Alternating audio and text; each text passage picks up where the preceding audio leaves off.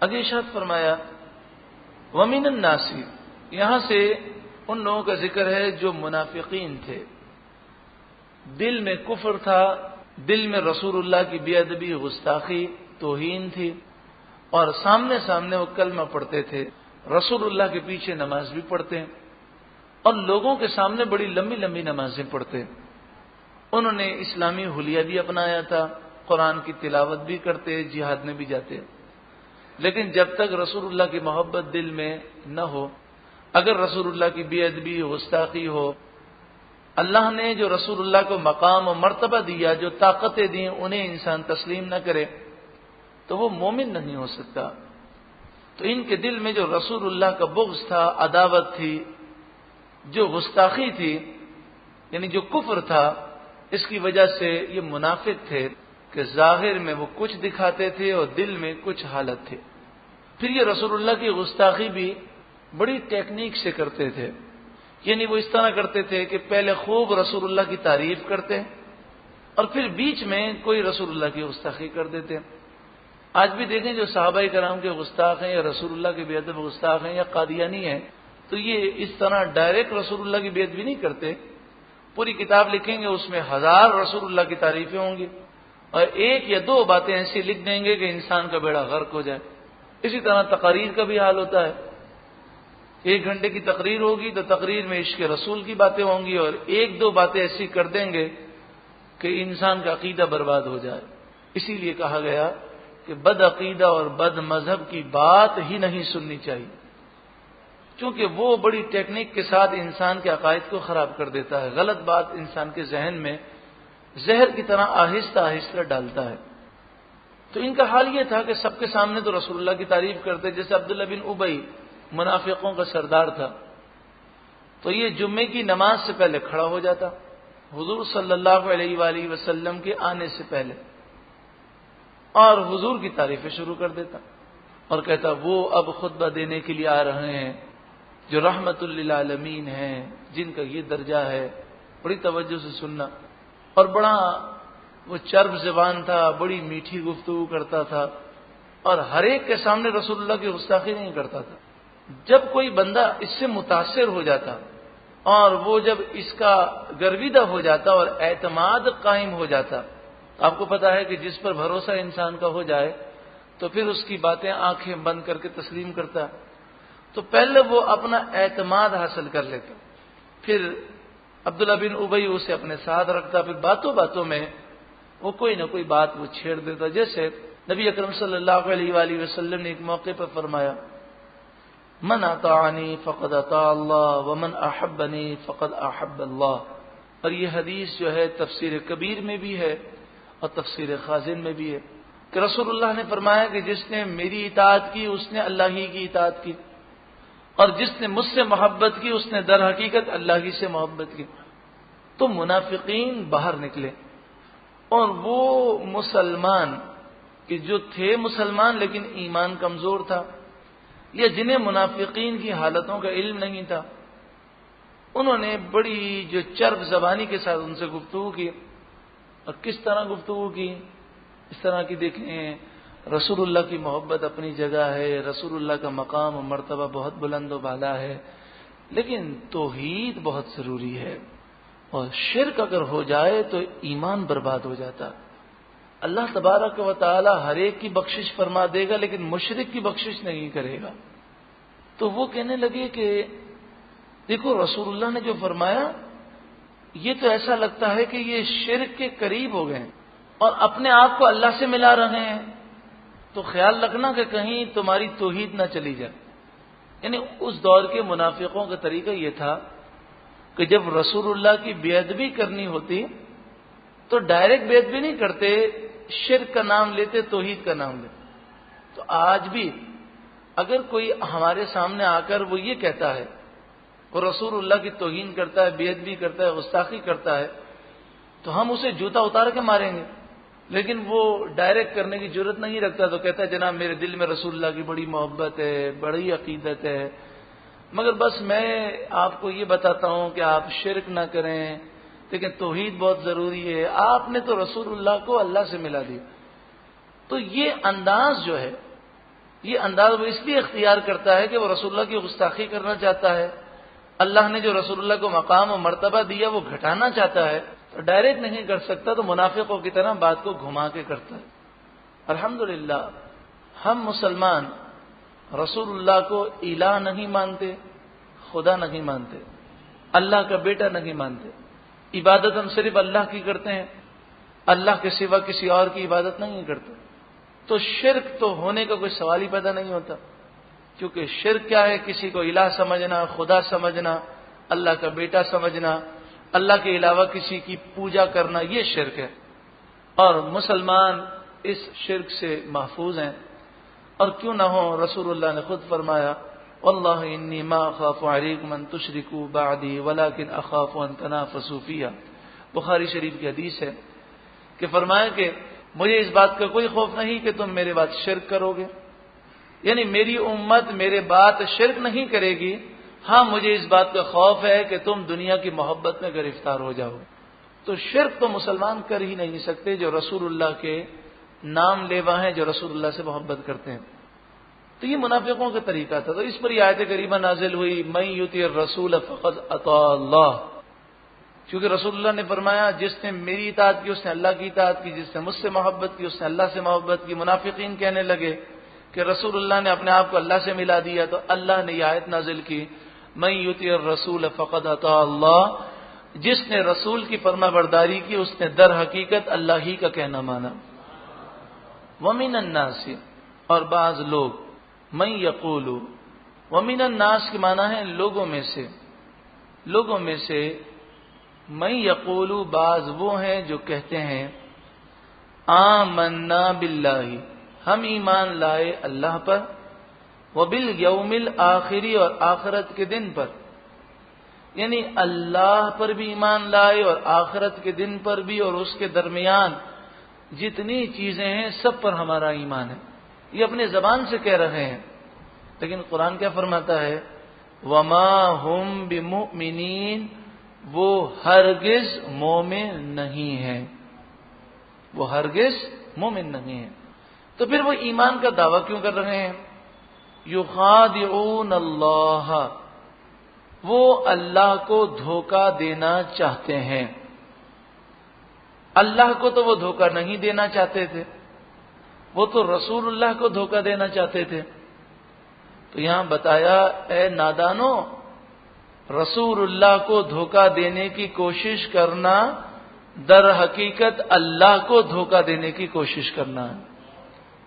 یخادعون اللہ، وہ اللہ کو دھوکہ دینا چاہتے ہیں، والذین آمنوا، اور ان لوگوں کو دھوکہ دینا چاہتے ہیں آمنوا جو ایمان لائے، وما یخدعون الا انفسهم، وہ نہیں دھوکہ دیتے مگر خود اپنے آپ کو، یعنی وہ اپنے آپ ہی کو دھوکہ دے رہے ہیں، کیونکہ اللہ کو دھوکہ نہیں دیا جا سکتا، اس کے رسول کو دھوکہ نہیں دیا جا سکتا، اور مومنین کو دھوکہ اس لیے نہیں دیا جا سکتا کہ اللہ اور اس کے رسول نے منافقوں کا حال کھول کر بیان کر دیا۔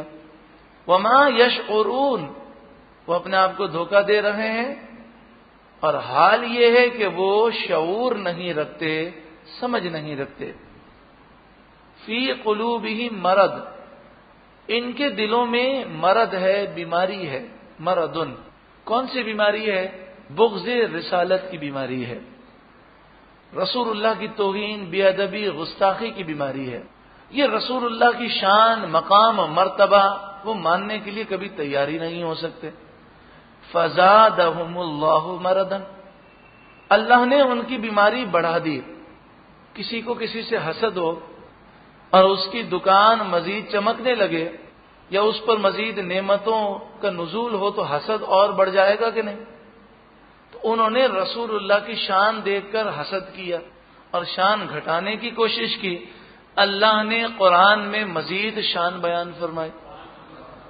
ساری کائنات اللہ کی رضا چاہتی ہے، اور اللہ نے فرمایا وَلَسَوْفَ يُعْطِيكَ رَبُّكَ فَتَرْضَىٰ، اے محبوب آپ کا رب آپ کو اتنا عطا کرے گا کہ آپ راضی ہو جائیں گے۔ وَرَفَعْنَا لَكَ ذِكْرَكَ، اے محبوب ہم نے آپ کے لیے آپ کے ذکر کو بلند و بالا کر دیا۔ تو وہ تمام آیتیں جس میں رسول اللہ کی طاقت، شان، مقام، مرتبہ بیان کیا گیا، آپ دیکھ لیں آج بھی، اور آپ الحمد سے لے کر والناس تک قرآن کی وہ آیتیں، یوں تو قرآن کی ہر آیت میں رسول اللہ کی شان کا ذکر ہے، لیکن خاص طور پر وہ آیتیں جس میں وضاحت کے ساتھ رسول اللہ کی شان کو بیان کیا گیا، آپ کسی کے سامنے پڑھنا شروع کر دیں تو وہ خوش نہیں ہوتا، رسول اللہ کی شان سن کر چہرہ پریشان ہو جاتا ہے۔ اور وہ بتوں کی آیتیں جو بتوں کے بارے میں ہے کہ بت بے بس ہیں، بے کس ہیں، پتھر کے بنے ہوئے ہیں، بے جان ہیں، کوئی طاقت نہیں رکھتے، وہ آیتیں پڑھ پڑھ کے وہ رسول اللہ کا ذکر کر رہا ہوتا ہے، اس کو پتہ ہی نہیں کہ یہ آیتیں کن کے بارے میں نازل ہوئیں اور کن کی مذمت کی گئی، کیونکہ جہاں بتوں کی مذمت کی گئی وہاں یہ بھی کہا گیا کہ تمہارے سارے جھوٹے خدا جہنم کا ایندھن ہے اور تم اور تمہارے سارے جھوٹے خدا جہنم میں جاؤ گے۔ تو اس سے مراد وہی بت ہیں، کیونکہ اللہ کے نیک بندے کبھی جہنم میں نہیں جائیں گے۔ فزادہم اللہ مرضا، اللہ نے ان کی بیماری اور بڑھا دی۔ اور صحابہ کرام جو رسول اللہ سے محبت کرتے تھے، اس سے بھی منافقین جلتے تھے کہ یہ حضور کی اتنی تعظیم، اتنی محبت، اتنی عقیدت کیوں کرتے ہیں، اور شرک شرک کہہ کر وہ منافقین صحابہ کرام کو حضور کی تعظیم سے روکنے کی کوشش کرتے تھے، لیکن صحابہ کرام ان کی باتوں میں آنے والے تو نہیں، تو ان کی تعظیم و توقیر دیکھ کر مزید وہ جلتے تھے۔ ارشاد فرمایا وَلَهُمْ، اور ان کے لیے عذاب علیم، دردناک عذاب ہے، بما كانوا يكذبون، اس وجہ سے کہ وہ جھوٹ بولا کرتے تھے، یعنی سامنے سے وہ کہتے تھے کہ ہم رسول اللہ کے گستاخ نہیں ہیں، بے ادب نہیں ہیں، ہم مومن ہیں، ہمارے دل میں ایمان ہے، لیکن دل میں ایمان نہ تھا، رسول اللہ کی محبت ان کے دل میں نہ تھی۔ وَإِذَا قِيلَ لَهُمْ، اور جب ان سے کہا جائے، وَإِذَا، اور جب قیل کہا جائے، لہم ان سے، لا تفسدوا فی الارض، زمین میں فساد نہ کرو، یعنی یہ سارے جو کام تھے کیا تھے؟ حضور کے علم پر اعتراض کرنا، حضور کے متعلق یہ کہنا کہ حضور تو شرک کے قریب پہنچ گئے ہیں، اپنے آپ کو اللہ سے ملا رہے ہیں، یہ ساری باتیں کیا تھیں؟ صحابہ کرام کے دلوں سے تعظیم مصطفیٰ نکالنے کی کوشش کرنا، یہ ساری باتیں فساد تھیں۔ تو فرمایا گیا کہ زمین میں فساد نہ کرو۔ جب ان سے کہا جائے، قالوا، وہ کہتے ہیں، انما نحن مصلحون، ہم تو لوگوں کی اصلاح کرنے والے ہیں، شرک سے بچا رہے ہیں، توحید کا درس دے رہے ہیں، ان کی اصلاح کر رہے ہیں، یعنی وہ گمراہی کو اصلاح سمجھتے تھے، اور جب انسان کا دماغ خراب ہو جائے، وہ خود گمراہ ہو جائے، تو غلط چیز کو وہ اچھا سمجھتا ہے۔ الا، سن لو، انہم هم المفسدون، بے شک وہی مفسدون، فساد کرنے والے ہیں، ولکن لا یشعرون، ہاں لیکن وہ شعور نہیں رکھتے، سمجھ نہیں رکھتے، یعنی فساد کر رہے ہیں اور سمجھ یہ رہے ہیں کہ ہم لوگوں کو کلمہ پڑھا رہے ہیں، نماز کا درس دے رہے ہیں، ہم تو لوگوں کو دین کی دعوت دے رہے ہیں، وہ دین کی دعوت جو رسول اللہ کی عشق اور محبت کے بغیر ہو، وہ دین کی دعوت نہیں بلکہ شیطان کی دعوت ہے۔ جب تک رسول اللہ کی تعظیم، محبت، عقیدت وہ نہ ہو جو صحابہ کرام کے دلوں میں تھی، کہ صحابہ کرام علیہم رضوان کا عالم یہ تھا کہ صحابہ کرام نے کبھی بھی حضور کو اپنے جیسا یا اپنا بڑا بھائی نہیں سمجھا، وہ تو اس طرح کہتے، یا رسول اللہ، یا نبی اللہ، ہمارے ماں باپ، ہماری جان آپ پر قربان ہو۔ رسول اللہ نے پچھنا لگایا تو وہ خون مبارک جو تھا ایک صحابی کو دیا اور فرمایا کسی محفوظ جگہ پر رکھ دو، ڈال دو۔ تو وہ صحابی گئے اور واپس آئے تو آپ صلی اللہ علیہ وسلم نے فرمایا کہاں ڈالا؟ کہنے لگے محفوظ جگہ پہ رکھا ہے۔ آپ نے فرمایا پی لیا؟ تو اب بتائیے خون کیا ہے؟ خون ناپاک ہے، حرام ہے، لیکن یہ میرا اور آپ کا خون ہے. صحابی جانتے تھے کہ رسول اللہ ہمارے جیسے نہیں ہیں، ان کا مقام و مرتبہ بہت بلند و بالا ہے. وہ خون پی گئے تو رسول اللہ نے فرمایا تم میرا خون پی گئے، خون مبارک پی لیا؟ انہوں نے کہا ہاں. تو آپ نے فرمایا جس کے پیٹ میں میرا خون پہنچ جائے اسے جہنم کی آگ نہیں چھو سکتی. بتائیے اگر اللہ، اب آپ بتائیے کہ اگر رسول اللہ کی ذات ہمارے جیسی ہوتی تو رسول اللہ کیا فرماتے ہیں؟ توبہ توبہ توبہ، تم نے خون پی لیا، تمہارا تو منہ بھی ناپاک ہو گیا، یہ ہو گیا، تم تو توبہ کرو. آپ نے ایسا نہیں فرمایا. اور وہ صحابی کیا بیان کرتے ہیں، خون میں کتنی بدبو ہوتی ہے، کیسا عجیب و غریب ہوتا ہے. لیکن وہ صحابی فرماتے ہیں کہ جب میں نے وہ خون مبارک پیا، میں نے اتنی خوشبودار، اتنی لذیذ اور اتنی مہکی ہوئی کوئی چیز دنیا میں نہیں دیکھی. ارشاد فرمایا الا انہم ہم المفسدون، سن لو بے شک یہی مفسدون ہیں، فسادی ہیں، فساد کرنے والے ہیں. ولکن لا یشعرون، لیکن وہ سمجھ نہیں رکھتے، شعور نہیں رکھتے. یعنی نفاق کی وجہ سے، حضور سے بغض کی وجہ سے، حضور کی گستاخیاں کرنے کی وجہ سے ان کی سمجھ ختم ہو گئی ہے. وہ غلط کام کو صحیح سمجھ رہے ہیں، اپنے آپ کو توحیدی سمجھتے ہیں، مسلمانوں کو مشرک اور بدعتی سمجھتے ہیں. حالانکہ کسی مسلمان پر شرک کا اگر کوئی جھوٹا الزام لگائے وہ خود مشرک و کافر ہے، شرک اسی کی طرف لوٹتا ہے. رسول اللہ صلی اللہ علیہ وآلہ وسلم نے فرمایا، تفسیر ابن کثیر میں یہ حدیث ہے، آپ نے فرمایا مجھے اس بات کا سب سے زیادہ خوف ہے کہ ایک شخص قرآن پڑھے گا، قرآن کا نور اس کے چہرے پر ہوگا، اسلام اس کی چادر ہوگی، اور وہ نور قرآن سے محروم ہو جائے گا، اسلام کی چادر کو اٹھا کر پھینک دے گا. پوچھا یا رسول اللہ صلی اللہ علیہ وآلہ وسلم ایسا کیسے ہوگا؟ تو آپ نے فرمایا یہ اپنے پڑوسی پر شرک کا الزام لگائے گا. صحابہ نے پوچھا یا رسول اللہ صلی اللہ علیہ وآلہ وسلم اس کا پڑوسی مشرک ہوگا یا یہ قرآن پڑھنے والا؟ تو آپ صلی اللہ علیہ وآلہ وسلم نے فرمایا یہ قرآن پڑھنے والا گو کہ مسلمان تھا، لیکن جب اس نے ایک مسلمان پر شرک کا الزام لگایا تو آپ نے فرمایا یہ قرآن پڑھنے والا مشرک ہوگا. تو یہ ایک بہت بڑا فتنہ ہے جو منافقوں کے دور سے، یعنی منافقوں کا جو سردار تھا عبداللہ بن ابی نے، کہ جو دل سے ایمان نہیں لایا تھا، اس نے جو ان کی ٹریننگ کی، وہ سلسلہ قیامت تک چلتا رہے گا. کیونکہ رسول اللہ نے فرمایا کہ ایسے لوگ پیدا ہوتے رہیں گے، ان کی جماعتیں نکلتی رہیں گی، اور ان کی جو آخری جماعت ہوگی وہ دجال کے ساتھ جا کر مل جائے گی. اور آپ نے فرمایا جب دجال نکلے گا تو مدینہ منورہ میں ایسے 70,000 افراد ہوں گے. کتنے ہزار افراد؟ 70,000 افراد ایسے ہوں گے کہ جو قرآن بہت پڑھتے ہوں گے، نمازیں ایسی پڑھیں گے کہ تم اپنی نمازوں کو حقیر سمجھو گے، روزے ایسے رکھیں گے کہ تم اپنے روزوں کو حقیر سمجھو گے. اتنے میٹھے ہوں گے گفتگو کے شہد سے بھی زیادہ میٹھے، لیکن قرآن ان کے حلق کے نیچے نہیں اترا ہوگا. یعنی یہ رسول اللہ کے بے ادب گستاخ ہوں گے.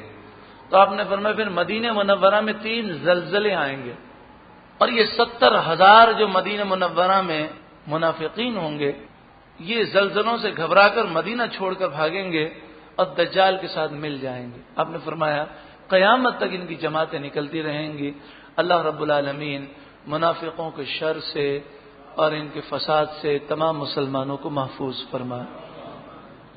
منافقین کے متعلق ایک پس منظر کا سمجھنا انتہائی ضروری ہے کہ منافقین کی جماعت جو ہے اس کی ابتدا کہاں سے ہوئی.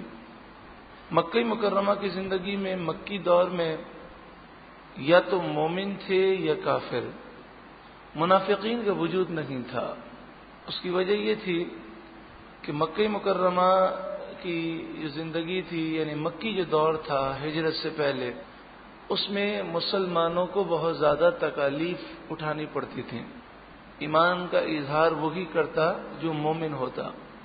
کیونکہ جو بھی ایمان کا اظہار کرتا اس کے لیے بڑی مشکلات ہوتی، بڑی تکالیف جو ہیں وہ نازل ہوتی، لوگ بہت تکلیفیں دیتے. تو اس لیے مکی دور کے اندر منافقین کا وجود نہیں ہے.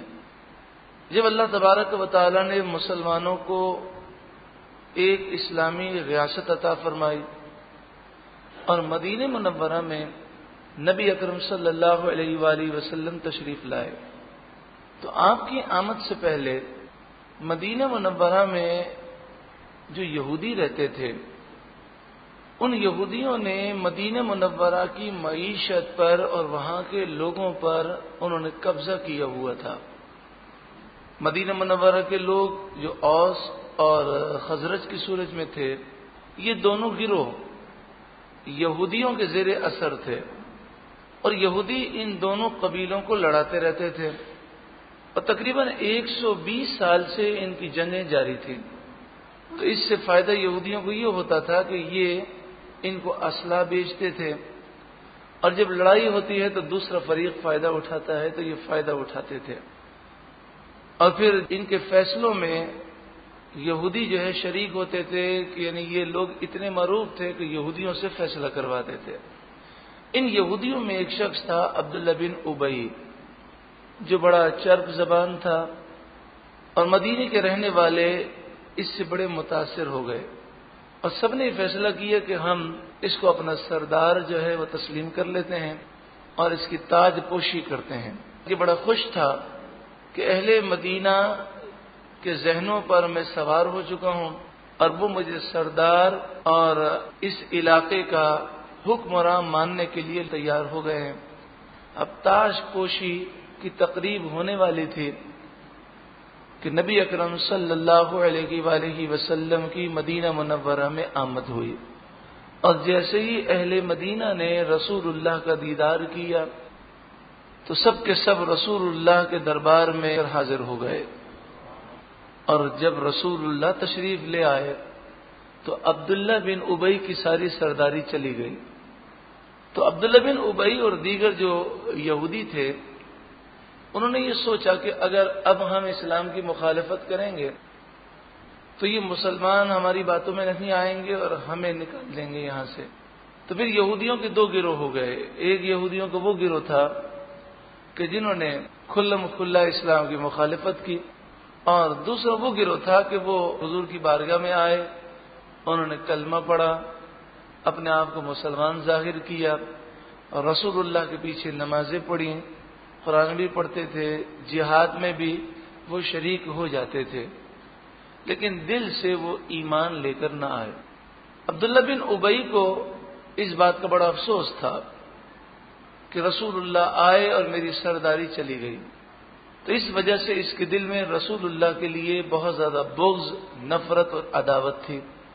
تو اس نے اپنی زندگی کا یہ مشن بنا لیا کہ میں رسول اللہ صلی اللہ علیہ وآلہ وسلم کو نقصان پہنچاؤں گا، اسلام کو نقصان پہنچاؤں گا.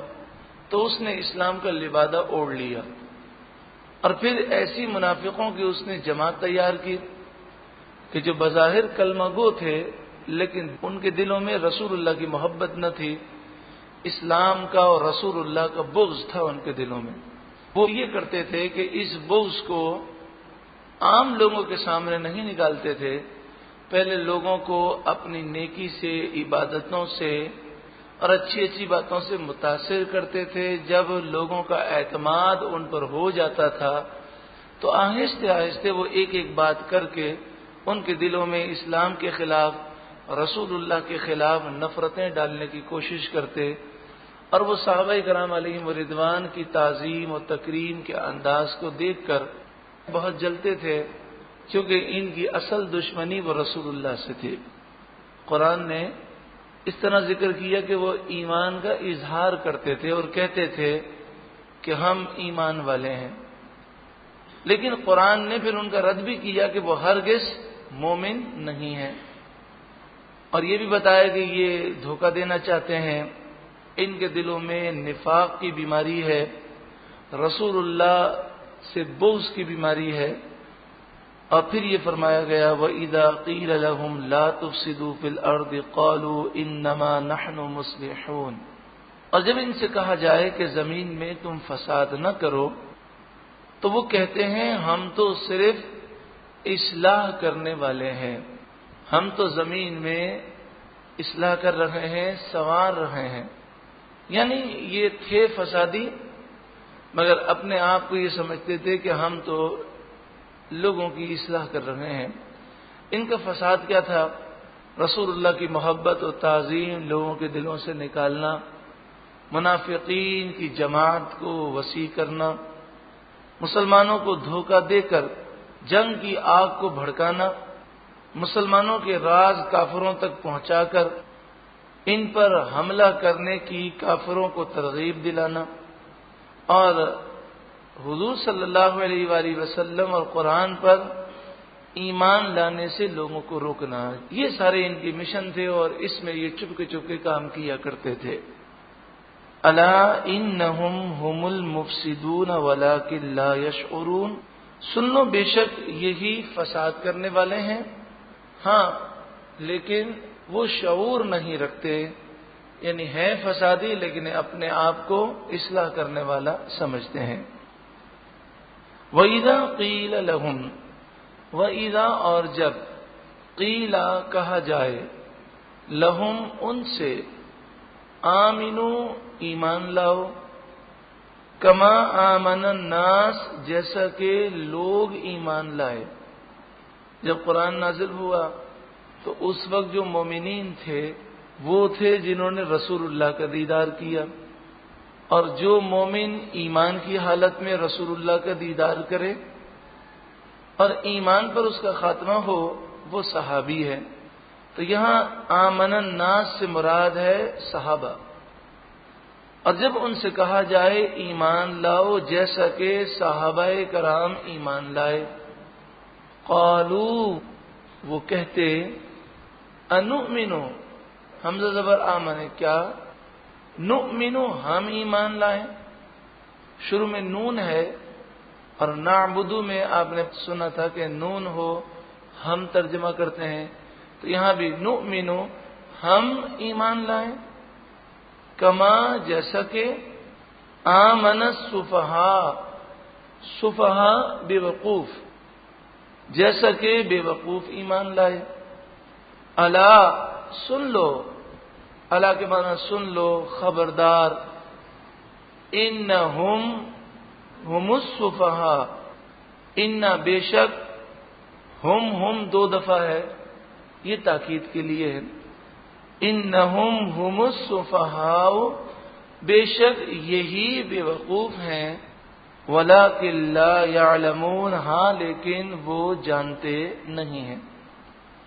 اور جب ان سے کہا جائے ایمان لاؤ جیسا کہ صحابہ ایمان لائے تو وہ کہتے ہیں کیا ہم بے وقوفوں کی طرح ایمان لائیں؟ سن لو بے شک یہی بے وقوف ہیں لیکن وہ جانتے نہیں ہیں. صحابہ کرام کو انہوں نے بے وقوف کہا.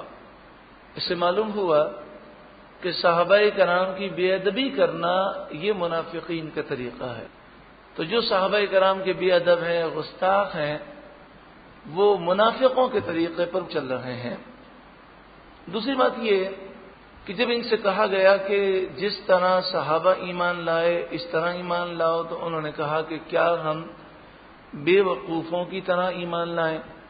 تو وہ صحابہ کرام کو کیوں بے وقوف کہہ رہے تھے؟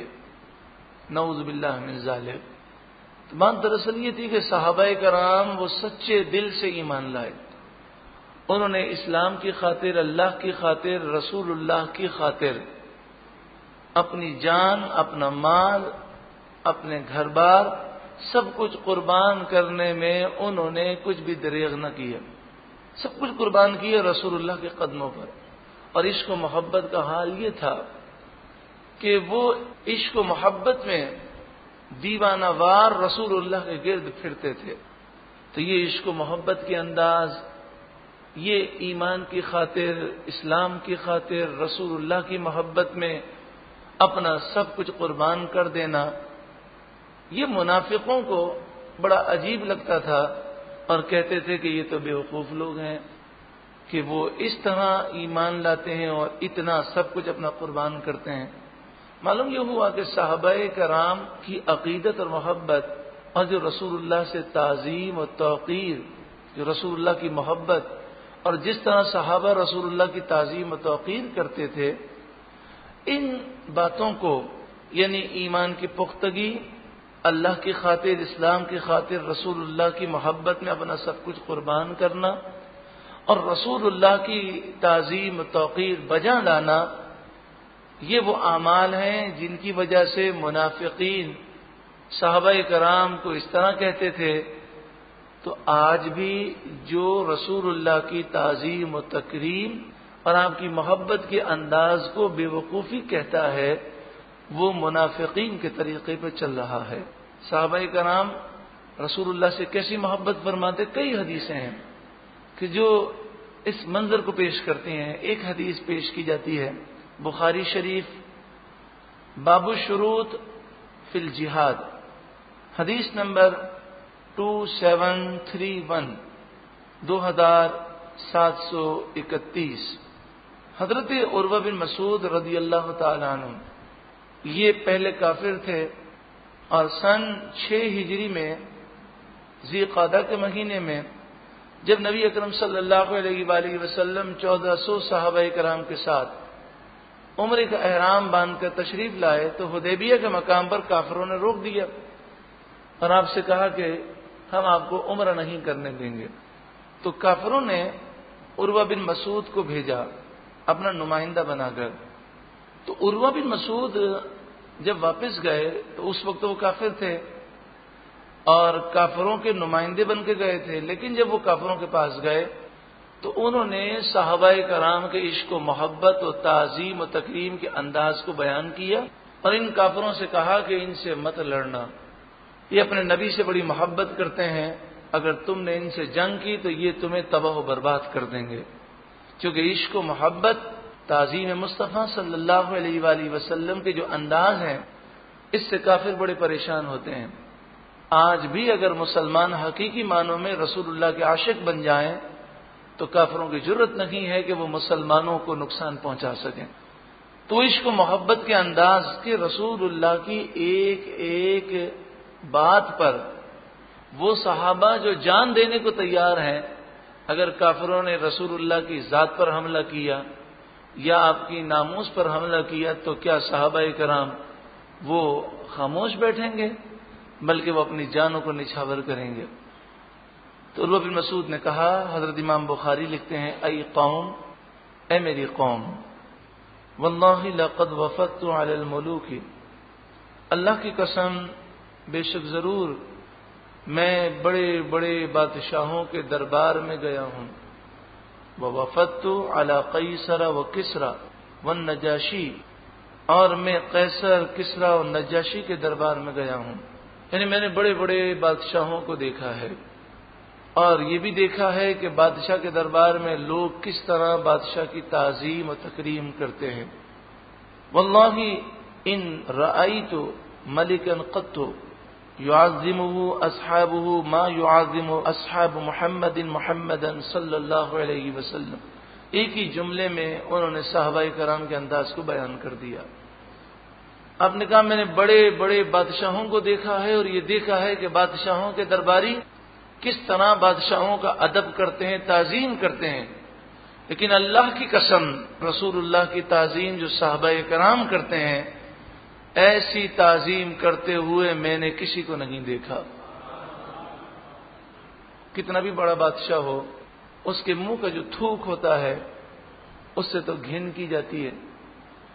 کبھی انہوں نے یہ نہ دیکھا کہ بادشاہ کے تھوک جو ہے لوگ اپنے ہاتھوں پر لیتے ہوں اور اپنے چہرے پر ملتے ہوں۔ اسی طرح ناک سے جو چیز نکلتی ہے، یہ بلغم جو ہے، کتنا بھی بڑا بادشاہ ہو ان چیزوں سے گھن کی جاتی ہے۔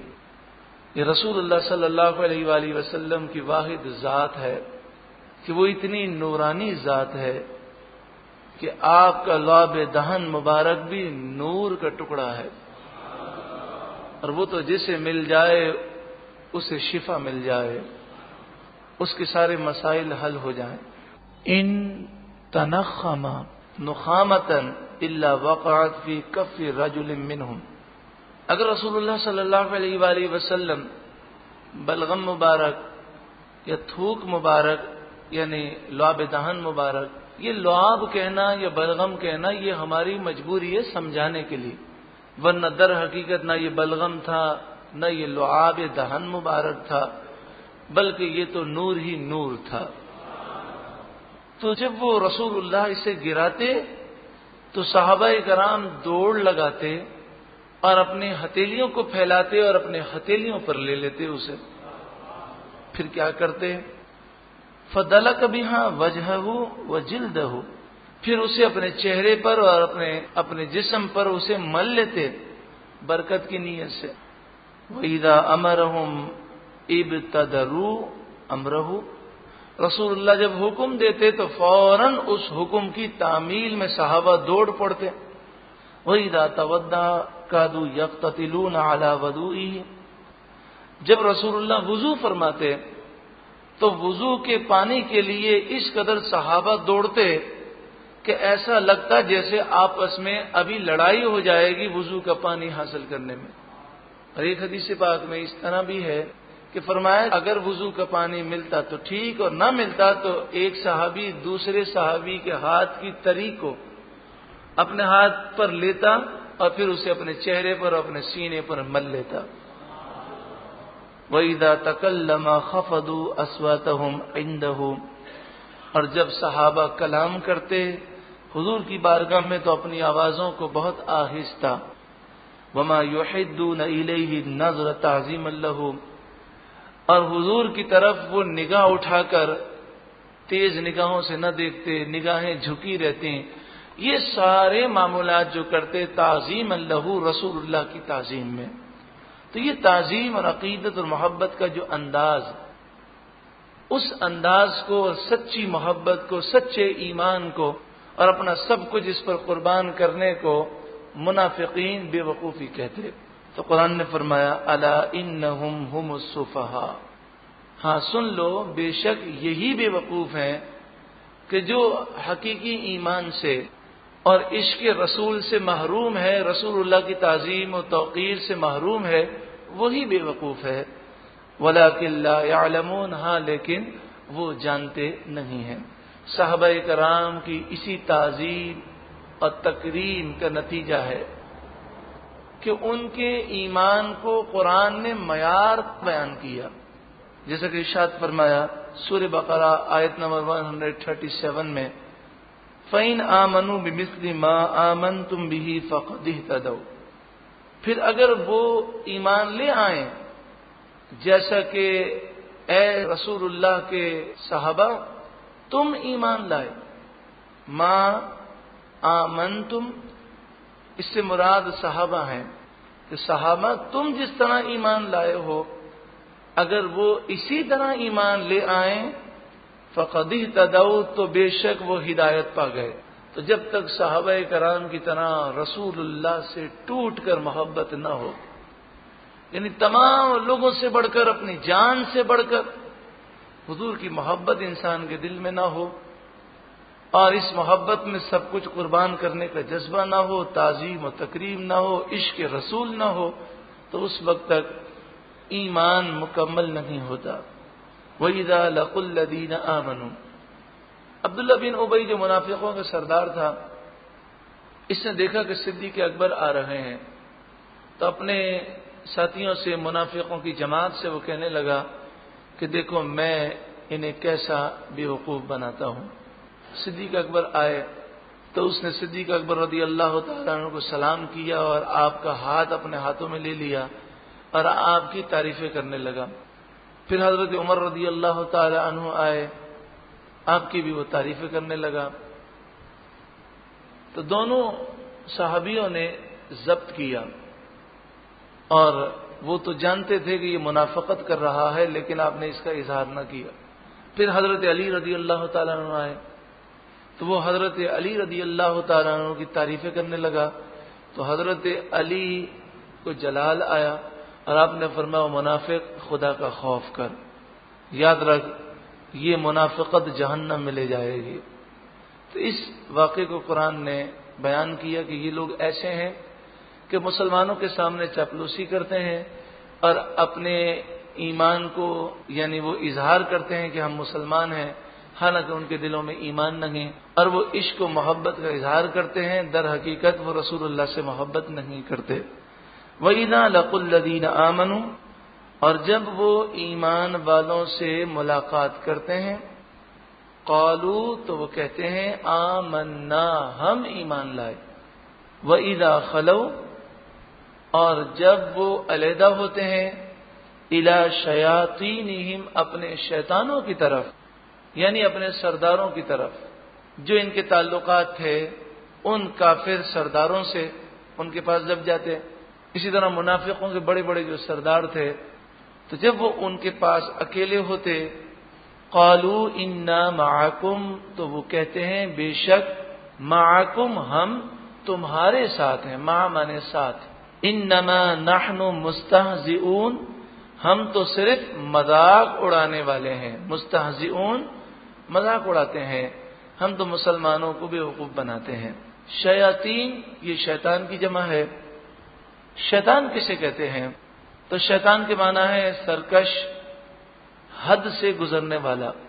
ہر انسان اور ہر جن جو سرکش ہو، حد سے گزرنے والا ہو، گمراہ ہو اور دوسروں کو گمراہ کرنے والا ہو، وہ شیطان ہے۔ جیسا کہ ارشاد فرمایا شیاطین الانس والجن، انسانوں میں بھی شیاطین ہیں اور جنات میں بھی ہیں۔ سورہ ناس میں ارشاد فرمایا گیا من الجنۃ والناس، جنات میں بھی شیاطین ہیں اور انسانوں میں بھی ہیں، ان سے پناہ مانگی گئی۔ شیطان کے لغوی معنی شریر کے بھی آتے ہیں، ہر خیر سے دور باطل، تو یہ وہ شیاطین ہیں کہ جو خیر سے بھی دور ہیں، باطل بھی ہیں، شریر بھی ہیں۔ اللہ ہمیں انسانی شیطانوں سے بھی بچائے اور جو جنات میں شیاطین ہیں ان سے بھی اللہ محفوظ فرمائے۔ قالوا انا معکم، انہوں نے کہا بے شک ہم تمہارے ساتھ ہیں۔ تو جب منافقین نے کافر سرداروں کے پاس جا کر یہ بات کہی کہ ہم تمہارے ساتھ ہیں، تو انہوں نے یہ سوال کیا جیسے کہ تفسیر مظہری میں ہے، انہوں نے پوچھا پھر تم ان کے ساتھ نماز کیوں پڑھتے ہو، جہاد میں کیوں جاتے ہو، تم قرآن کیوں پڑھتے ہو، تم کلمہ کیوں پڑھتے ہو؟ تو منافقوں نے کہا انما نحن مستہزئون، ہم تو صرف مذاق کرتے ہیں، مسلمانوں کو بیوقوف بناتے ہیں، دھوکہ دیتے ہیں۔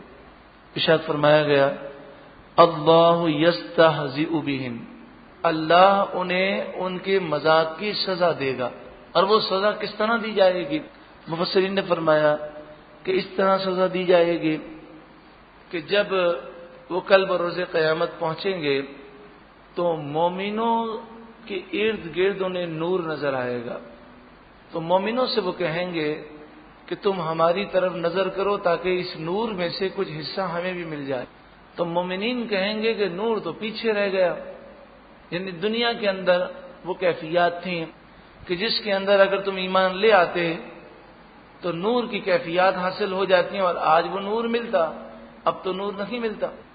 تو پھر انہیں نور چلتا ہوا دکھایا جائے گا تو وہ آگے بڑھیں گے، تو انہیں آگے بڑھنے دیا جائے گا یہاں تک کہ وہ اس نور کے قریب پہنچیں گے اور یہ سوچیں گے کہ ہم اس نور کو حاصل کر لیں۔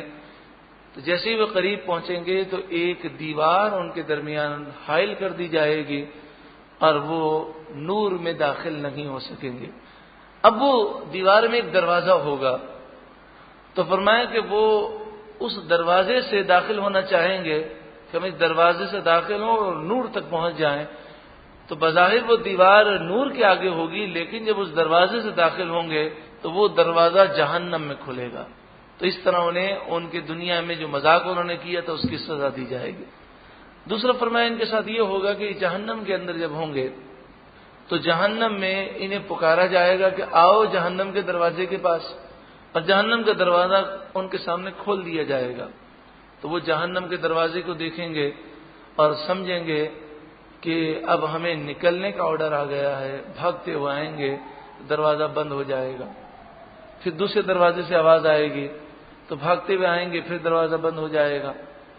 پھر یہ ہوگا کہ دروازہ کھولا جائے گا، آواز دی جائے گی کہ ادھر آؤ، لیکن پھر منافقین مایوس ہو جائیں گے اور وہ پھر ہلیں گے نہیں اپنی جگہوں سے، یعنی وہ دروازے کی طرف نہیں دوڑیں گے، یہ دوسری سزا ہے انہیں۔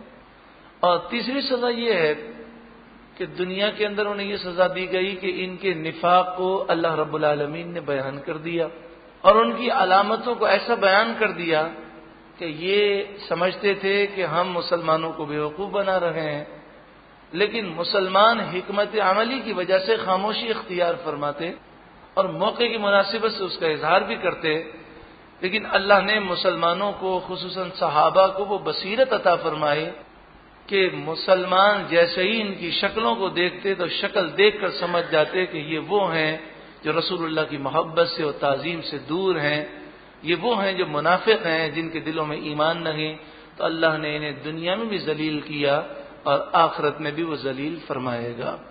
اللہ یستہزئ بہم، اللہ انہیں ان کے مذاق کی سزا دے گا۔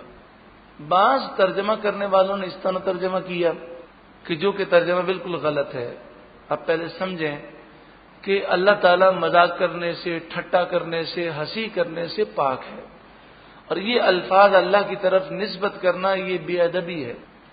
تو ایسے ترجمے بہت سارے ہیں، بلکہ حقیقت یہ ہے کہ اکثر جتنے بھی ترجمے آپ کے اس وقت گھروں میں موجود ہیں اس میں یہ ترجمہ موجود ہے، آپ جا کر چیک کریں، اور گھر میں یہ ترجمہ موجود ہے تو اسے آپ جو ٹھنڈا کروا دیں، کیونکہ جس ترجمے میں اللہ کی شان کو ملوث نہ رکھا گیا، آپ بتائیے اس ترجمے سے فیض کیسے مل سکتا ہے۔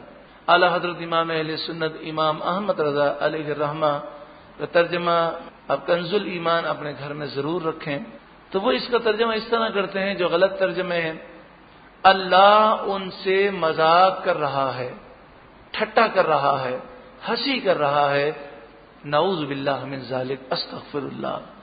پھر اس کا نتیجہ کیا ہوا؟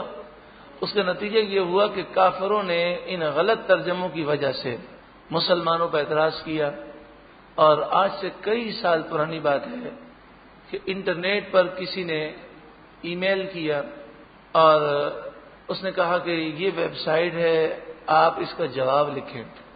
تو اس ویب سائٹ پر جو قرآن پر اعتراضات تھے اس کی ابتدا اس نے اس طرح کی تھی کہ مسلمان کہتے ہیں یہ اللہ کی کتاب ہے، تو اگر اللہ کی کتاب ہے تو اس کتاب میں اللہ کی توہین کیوں کی گئی ہے؟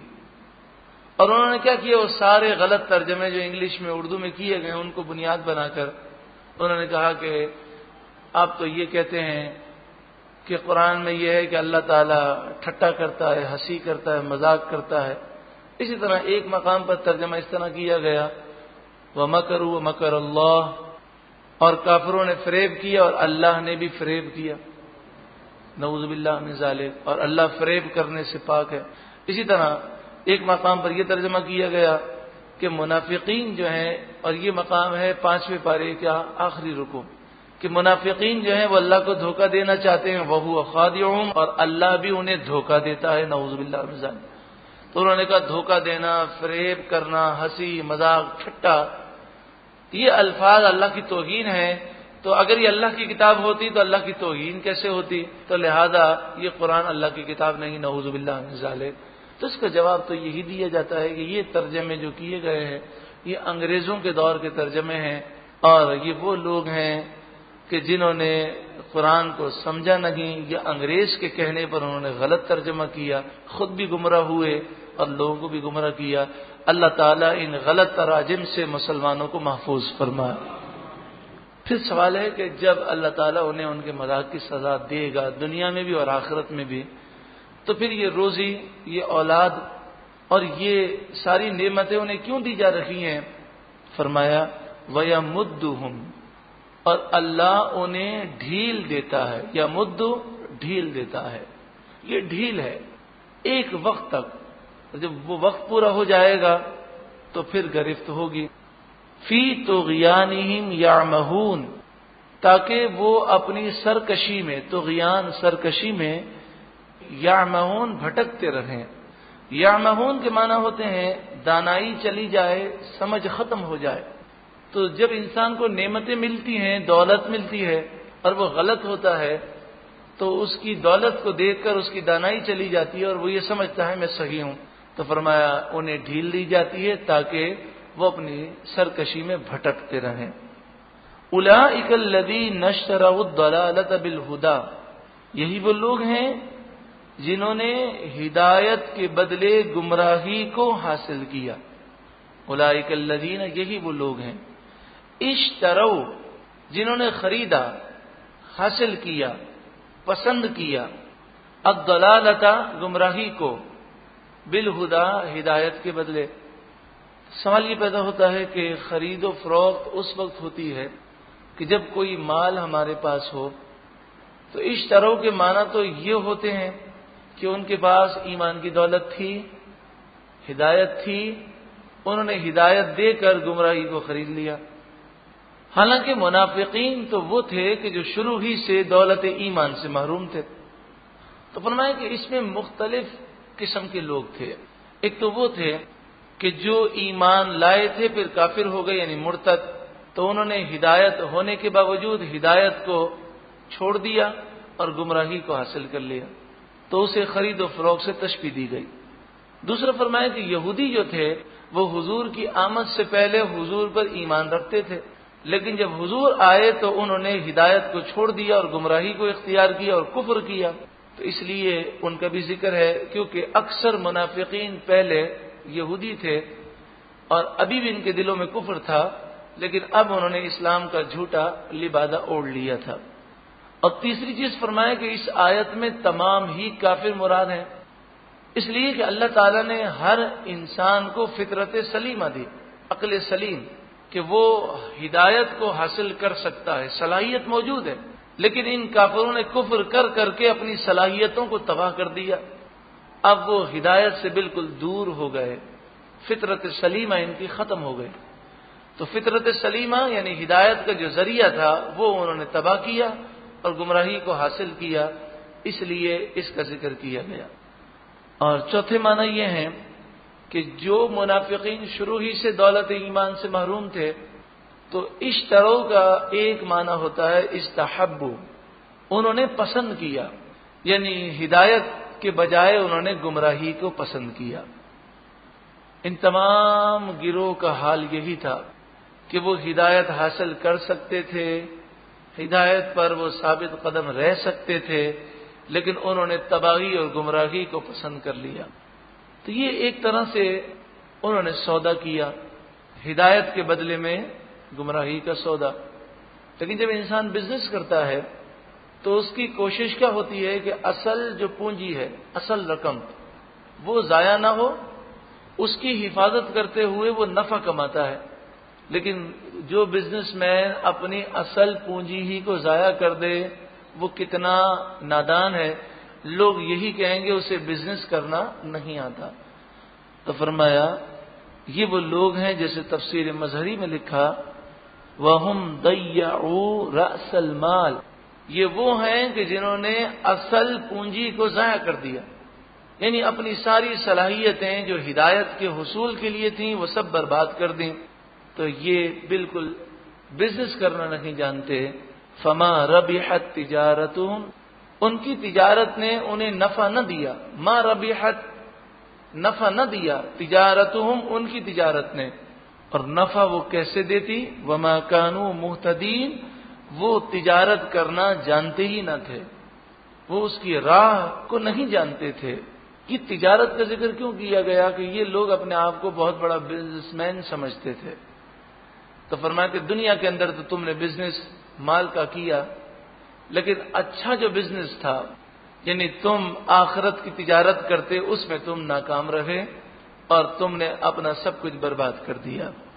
مثلہم، ان کی مثال، کمثل الذی، جیسے مثال اس شخص کی، استوقد نارن، استوقد جس نے جلائی، نارن آگ، جس نے آگ کو روشن کیا۔ ایک شخص ہے، اندھیروں میں ہے، جنگل میں ہے، ویران میں ہے، رات کا وقت ہے، اندھیرا ہے، تو وہ آگ جلاتا ہے۔ جب آگ جل جاتی ہے تو فائدہ یہ ہوتا ہے کہ اس آگ سے وہ روشنی حاصل کرتا ہے، پھر اس روشنی کی مدد سے وہ اپنے آپ کو جنگل کے درندوں اور کیڑے مکوڑوں سے محفوظ رکھتا ہے، پھر اس روشنی میں وہ اپنی رات بڑی آسانی سے گزار لیتا ہے، اور یہ روشنی اس کے ارد گرد کے ماحول کو روشن کر دیتی ہے، یعنی اس کا فائدہ اسے ملنے لگتا ہے۔ تو فرمایا ان کی مثال ایسے ہے کہ جس نے آگ روشن کی، فلما اضاءت ما حوله، فلما پھر جب، اضاءت اس آگ نے روشن کر دیا، ما حوله اس کے ماحول کو، اس کے ارد گرد کو، اب موقع تھا کہ وہ اس روشنی سے فائدہ اٹھاتا۔ ذهب اللہ بنورہم، اللہ لے گیا ان کی روشنی کو، ان کے نور کو، وترکہم اور چھوڑ دیا، ترکا چھوڑ دیا انہیں، فی ظلمات اندھیریوں میں، لا یبصرون انہیں سوجھتا نہیں ہے، انہیں نظر نہیں آتا۔ ظلمات اندھیریاں، تو اس سے مراد وہ منافقین بھی ہیں کہ جو پہلے یہودی تھے اور رسول اللہ پر ایمان رکھتے تھے، لیکن جب رسول اللہ کی آمد ہوئی اور انہوں نے رسول اللہ کو دیکھا، ساری نشانیاں انہوں نے پائیں، لیکن پھر حسد کی وجہ سے کہ رسول اللہ صلی اللہ علیہ وآلہ وسلم ہمارے قبیلے سے نہیں، وہ انکار کرنے لگے، تو ایمان کا نور پا کر وہ ایمان کے نور سے محروم ہو گئے۔ اسی طرح وہ بھی ہیں کہ جو پہلے مومن تھے لیکن منافقوں کی باتوں میں آ کر منافق ہو گئے، مرتد ہو گئے، تو ایمان کا نور پا کر ایمان سے محروم ہوئے۔ اسی طرح وہ بھی ہیں کہ جنہیں اللہ تعالیٰ نے فطرت سلیمہ دی لیکن انہوں نے کفر اختیار کیا، اور اس فطرت سلیمہ سے، اس روشنی سے وہ فائدہ اٹھاتے لیکن وہ اس فائدے سے محروم ہوئے۔ اس میں وہ لوگ بھی داخل ہیں کہ جو دل سے کافر تھے لیکن انہوں نے اسلام کا اظہار کیا، جیسے عام منافقین تھے، تو اس اظہار سے ان کا مقصد کیا تھا کہ یہ اظہار ایک روشنی ہے، اس روشنی سے یہ ہوگا ہمیں فائدہ ملے گا، لوگ مسلمان سمجھیں گے، مال غنیمت ملے گا، مسلمان سے فوائد ملیں گے، اور ہم در پردہ کافروں سے بھی دوستی کریں گے، تو اس طریقے سے دونوں طرف سے ہم فائدہ اٹھائیں گے۔ لیکن اللہ تبارک و تعالیٰ نے ان کے نفاق کو ظاہر کر دیا اور مسلمانوں سے انہیں کوئی فائدہ حاصل نہ ہوا۔ صم بکم عمی، جب روشنی چلی جائے رات کے اندھیرے میں اور سخت انسان پر گھبراہٹ طاری ہو، تو اس وقت سننے، بولنے اور دیکھنے کی صلاحیتیں سب ختم ہو جاتی ہیں۔ تو فرمایا کہ اب ان کا حال یہ ہے کہ نہ تو یہ حق کو سنتے ہیں، نہ حق بولتے ہیں، نہ حق دیکھتے ہیں۔ سمم وہ بہرے ہیں، بکمن وہ گونگے ہیں، عمیٌ وہ اندھے ہیں، فہم لا یرجعون پس وہ پلٹ کر نہیں آئیں گے، یعنی اب یہ دوبارہ اسلام کی طرف نہیں آئیں گے۔ کافر ہو وہ مسلمان ہو جاتا ہے، اس کے امکانات بہت ہوتے ہیں، لیکن جو منافق ہو وہ عام طور پر اسلام قبول نہیں کرتا، چونکہ بغض رسالت، رسول اللہ کی بے ادبی، گستاخی اور دل کے اندر جو کفر چھپا ہوا ہے، یہ بڑی خطرناک بیماری ہے، یہ ساری صلاحیتوں کو ختم کر دیتی ہے۔ فہم لا یرجعون پس وہ پلٹ کر واپس نہیں آئیں گے۔ او کصیب، یا ان کی مثال ایسے ہے کا جیسے صیب بہت تیز بارش، من السمائی جو آسمان سے ہو، فی ظلمات جس میں کئی اندھیرے ہوں، جیسے بادل کا اندھیرا، رات کا اندھیرا، ورعد اور کڑک ہو کہ بجلی بھی چمکتی ہے ساتھ میں اور آواز بھی ہوتی ہے، وبرق اور بجلی، یہ چیزیں بارشوں میں ہوتی ہیں۔ یجعلون وہ ڈالتے ہیں، اصابعہم اپنی انگلیاں، اصابع انگلیاں، اصبعن کی جمع ہے، اصابعہم اپنی انگلیاں، فی آذانہم اپنے کانوں میں، من الصواعق کڑک کے سبب، حذر الموت موت سے ڈرتے ہوئے، یعنی ان کی مثال ایسے ہے جیسے تیز بارش جو آسمان سے برس رہی ہے، اس میں اندھیرے بھی ہوتے ہیں اور کڑک بھی اور بجلی بھی۔ تو یہ لوگ ایسے ہیں گویا کہ وہ لوگ کہ جو کڑک کے سبب موت کے ڈر سے اپنی انگلیاں اپنے کانوں میں ڈالتے ہیں۔ واللہ محیط بالکافرین، اور اللہ کافروں کو گھیرے ہوئے ہے۔ اس مثال سے کیا مراد ہے؟ تو بعض مفسرین نے فرمایا کہ جو پہلی مثال تھی وہ ان لوگوں کی مثال تھی جو مرتد تھے، کافر تھے، پکے منافق تھے، کہ وہ اللہ کے نور سے، ہدایت کے نور سے بالکل محروم تھے۔ اور اس مثال میں ان منافقوں کی مثال ہے کہ جو شک میں مبتلا ہیں، کبھی سوچتے ہیں کہ اسلام سچا مذہب ہے تو اسلام کی طرف آ جاتے ہیں، اور پھر کبھی وہ سوچتے ہیں کہ اسلام سچا مذہب نہیں تو اسلام سے ہٹ جاتے ہیں، یعنی وہ شک میں مبتلا ہیں۔ تو ان کی مثال سمجھائی گئی۔ جیسے تیز بارش ہوتی ہے تو تیز بارش میں کتنا فائدہ ہے، فصلیں اگتی ہیں۔ اگر بارش نہ ہو تو چاہے کتنا بھی طاقتور ملک ہو، دنیا کا سپر پاور کہلاتا ہو، 2-3 سال بارشیں بند ہو جائیں تو قحط سالی آ جائے، اور ایسا غریب ہو جائے کہ بھیک مانگتا پھرے، اور کتنے لوگ مر جائیں۔ کیونکہ جب بارشیں نہیں ہوتی تو دریا کا پانی اور نہروں کا پانی ہی ختم نہیں ہوتا، بلکہ زمین کے اندر جو پانی ہے وہ بھی سوکھ جاتا ہے، اور زمین بھی بنجر ہو جاتی ہے، پھر فصلیں نہیں اگاتی۔ تو بارش کتنی ضروری ہے، بارش انسان کی حیات کے لیے، زندگی کے لیے ضروری ہے۔ کتنے نقصانات بظاہر بارش کے ہم دیکھتے ہیں، لیکن کبھی کیا ہم اس طرح دعا کرتے ہیں اے اللہ ہمیشہ کے لیے بارشیں بند کر دے؟ ہرگز نہیں، کیونکہ ہم جانتے ہیں کہ بارشیں بند ہوئیں تو پھر ایسا نقصان ہوگا کہ جس کی کوئی تلافی نہیں ہے۔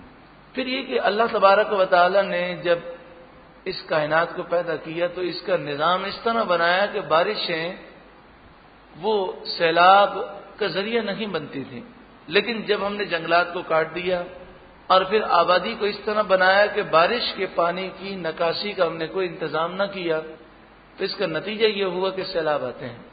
لیکن بارش میں سیلاب آئے یا نہ آئے، بارش میں اندھیرے تو ہوتے ہیں، اور کڑک بھی ہے اور بجلی بھی ہے، اور بسا اوقات بجلیاں گر بھی جاتی ہیں، اور بجلی کی پاور اتنی ہوتی ہے کہ ایک بجلی جو آپ آسمان پر اس کی روشنی دیکھتے ہیں وہ اتنی ہوتی ہے کہ کروڑوں بلب اس سے جلائے جا سکتے ہیں، اور جب یہ گرتی ہے تو دریا کا چلتا ہوا پانی کتنی دیر کے لیے رک جاتا ہے اور کتنے لوگ مر جاتے ہیں۔ تو فرمایا کہ جس طرح بارش کے فوائد بہت زیادہ ہیں لیکن آزمائشیں بھی ہیں، تو اسی طرح اسلام کے فوائد بہت زیادہ ہیں، لیکن بسا اوقات اسلام میں آزمائشوں کا بھی سامنا کرنا پڑتا ہے۔ کافروں کی طرف سے آزمائشیں آتی ہیں، اسی طرح عبادتیں جو ہیں اس پر عمل کرنا مشکل ہوتا ہے۔ بعض ایسے گناہ ہیں کہ نفس یہ کہتا ہے گناہ کرے، لیکن انسان جب یہ دیکھتا ہے کہ اللہ نے منع کیا ہے تو ان گناہوں سے بچنا مشکل ہوتا ہے۔ پھر جہاد کے معاملات ہیں، تو یہ سارے معاملات ایسے ہیں کہ جس میں آزمائشیں ہیں۔ پھر یہ ہوتا ہے کہ بسا اوقات انسان کو نقصان بھی ہو جاتا ہے۔ تو یہ کافر یہ کرتے تھے،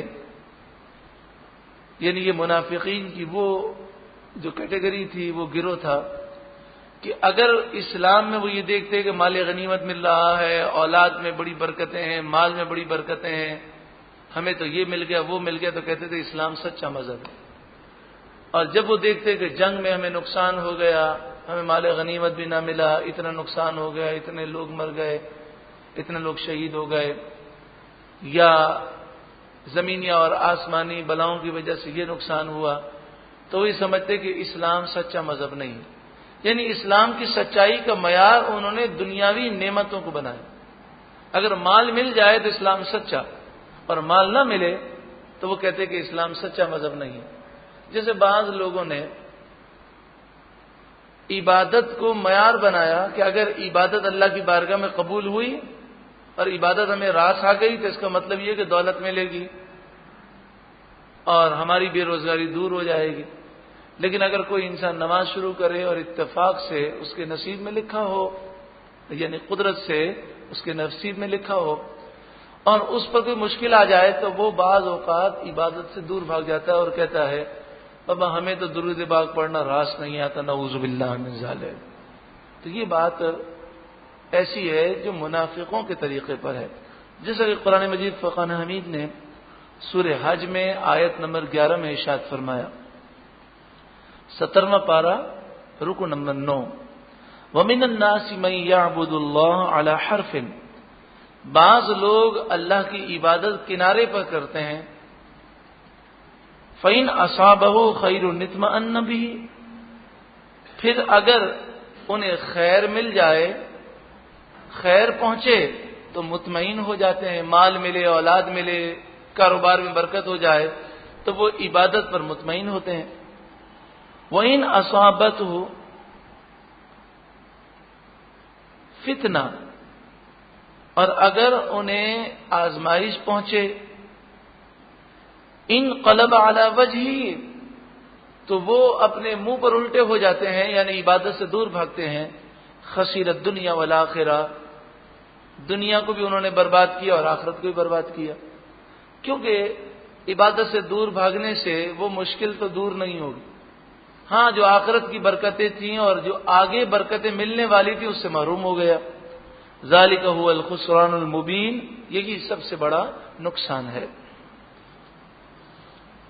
ارشاد فرمایا، اب آپ اس مثال سے اس آیت کریمہ کو سمجھیں، او کصیب من السماء فیہ ظلمات ورعد وبرق، یا جیسے آسمان سے برسنے والی تیز بارش، اسلام جس میں اندھیرے ہیں اور کڑک ہے اور بجلی ہے، یعنی آزمائشیں بھی ہیں، ظلمات سے مراد آزمائشیں ہیں، امتحانات ہیں، اسی طرح ظلمات سے مراد جو ہے یہاں پر اشارتاً یہ سمجھایا گیا کہ جو عبادت میں مشکلات ہوتی ہیں، گناہوں سے بچنے میں مشکلات ہوتی ہیں، اور رعد سے مراد وہ وعیدیں ہیں، اس کڑک سے مراد وہ وعیدیں ہیں کہ جو بتایا گیا یہ گناہ کرو گے تو یہ عذاب دیا جائے گا، اور برق سے مراد وہ چمک ہے، وہ نعمتیں ہیں جو اسلام کی وجہ سے ملتی ہیں، وہ مال غنیمت، وہ فتوحات اور دیگر نعمتیں۔ یجعلون اصابعهم فی آذانهم من الصواعق حذر الموت، وہ انگلیاں ڈالتے ہیں اپنے کانوں میں صواعق کی وجہ سے۔ صواعق بھی کڑک کو کہتے ہیں، لیکن اوپر رعد آیا اور یہاں پر صواعق آیا۔ صواعق اس کڑک کو کہتے ہیں کہ جس میں بجلی بھی چمکتی ہے اور وہ بجلی گرانے کا سبب بنتی ہے، یعنی اتنی زور سے بجلی چمکتی ہے اور زور سے دھماکہ ہوتا ہے کہ انسان کے دل جو ہے دہل جاتے ہیں اور پورا آسمان روشن ہو جاتا ہے، حذر الموت، موت کے ڈر سے۔ تو فرمایا اس سے مراد یہ ہے کہ جب یہ وعیدیں سنتے ہیں کہ اگر یہ کرو گے تو اس کی یہ سزا ہے، تو یہ اپنے کانوں میں انگلیاں ڈال لیتے ہیں، اور یہ انگلیاں وہ اس لیے ڈالتے ہیں کہ وہ یہ وعیدیں سننا نہیں چاہتے۔ کیوں نہیں سننا چاہتے؟ وہ اس لیے نہیں سننا چاہتے کہ یہ عمل نہیں کرنا چاہتے، کیونکہ عمل کرنا، یہ اپنے اس عمل کرنے کو یہ موت سمجھتے ہیں، یعنی جس طرح موت سے نفرت ہوتی ہے اس طرح انہیں دین پر چلنے سے نفرت ہے۔ سمجھانے کے لیے مثال ہے کہ بعض لوگ ایسے ہیں کہ آپ انہیں کیسٹ دیں یا آپ دین کی دعوت دیں تو وہ کہتے ہیں نہ بابا ہم نہیں آتے، اگر ہم کیسٹ سنیں گے، ہم دین کی محفل میں آئے تو پھر عمل کرنا پڑے گا، یعنی وہ یہ سمجھتے ہیں کہ ہم نے اگر دین سن لیا تو ہمیں دنیا چھوڑنی پڑے گی، اور دنیا کو چھوڑنا یہ موت کی طرح، اس سے انہیں نفرت ہے۔ تو ایک تفسیر میں اس طرح فرمایا کہ اس کے یہ معنی ہے، یعنی ایک قول یہ ہے۔ دوسرا فرمایا کہ یہاں پر من الصواعق سے مراد یہ ہے کہ جب اسلام کی وجہ سے جو مشکلات ان کے لیے آتی ہیں تو ان مشکلات کو دیکھ کر وہ اسلام سے دور بھاگتے ہیں، قرآن سے دور بھاگتے ہیں، تو من الصواعق سے مراد مشکلات ہیں۔ واللہ محیط بالکافرین، اور اللہ کافروں کو گھیرنے والا ہے، یعنی وہ اللہ کے عذاب سے نہیں بچ سکتے۔ جب انہیں کڑک نے گھیر لیا، اتنی زور زور سے آوازیں آنے لگیں اور ان پر گھبراہٹ طاری ہوئی تو ان کا حال کیا ہوا؟ تو آگے فرمایا گیا ان کا حال اس طرح ہے کہ جیسے بہت زور سے بجلی چمکے اور وہ اتنا تیز ہو کہ محسوس یہ ہو کہ قریب ہے کہ بجلی ان کی آنکھوں کا نور لے جائے گی. تو اس طرح ان کا حال ہوا. یکاد البرق، قریب ہے کہ بجلی، یخطف ابصارہم، ان کی آنکھیں اچک لے جائے. یخطف، جیسے کوئی چیز زمین پر پڑی ہو اور پرندہ آئے اور اسے اچک کر لے جائے، تو یخطف، قریب ہے کہ بجلی ان کی آنکھیں اچک کر لے جائے. یہ حال ہوا ان کا، یعنی اس قدر ان پر گھبراہٹ طاری ہے.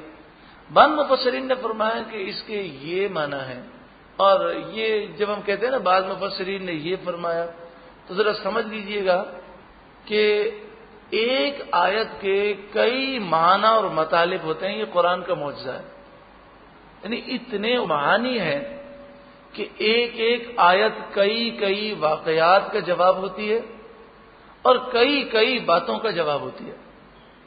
تو اس لیے یہ 2 قول ہیں یا 3 قول ہیں، تو یہ قرآن کا معجزہ ہے کہ ایک ہی آیت سے کئی معانی ظاہر ہوتے ہیں. تو وہ مفسرین نے فرمایا اس کے دوسرے معنی یہ بھی ہیں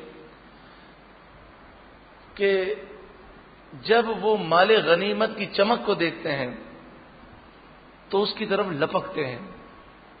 جیسے کوئی مال کو دیکھتا ہے تو اس کی آنکھیں خیرہ ہو جاتی ہیں، آنکھیں جو ہیں چندھیا جاتی ہیں. تو اس طرح یہ مال غنیمت کو دیکھ کر وہ جو ہے لپکتے ہیں. اور پھر ان کے لپکنے کی مثال کو بیان کیا گیا آگے. کلما، جب کبھی، اضاء لہم، روشنی ہوئی ان کے لیے، مشوا فیہ، وہ اس میں چلتے ہیں.